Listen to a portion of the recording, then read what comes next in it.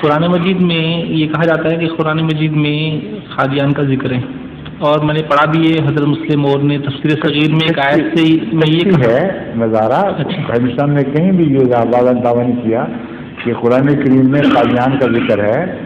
آپ نے رویا میں دیکھا کہ قرآن کریم کے ایک طرف لفظ قادیان لکھا ہوا ہے، یہ کشفی نظارہ تھا، اور آپ نے کہا کہ یہ قادیان کا ذکر ہے. اس کو مولویوں نے اچھال کر ایک غلط الزام مسیح موعود علیہ السلام پہ لگانا شروع کیا.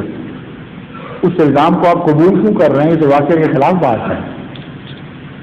کشفی طور پر قادیان کا ذکر ہونا ان معنوں میں ہے کہ حضرت صلی اللہ علیہ وسلم کا نزول ثانی قرآن کریم میں مذکور ہے، آپ کی بسط ثانیہ قرآن کریم میں مذکور ہے. تو جس بستی میں آپ اتریں گے اس کا معنوی طور پر کہیں ذکر ہوگا.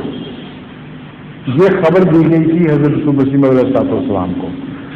وہ کہاں ذکر ہے یہ وضاحت نہیں ہوئی. اہل علم احباب کے لیے کھلی دعوت ہے، وہ تلاش کریں اور بتائیں کہ کس آیت میں سے استنباط ہوتا ہے. مگر یہ کہنا کہ قادیان کا نام کہیں لکھا ہوئی تو واضح طور پر خلاف واقعہ ہے. حضرت مسیح علیہ السلام ایسی بات کر کیسے سکتے تھے؟ سمجھ گئے؟ جی ظہور مہدی آخر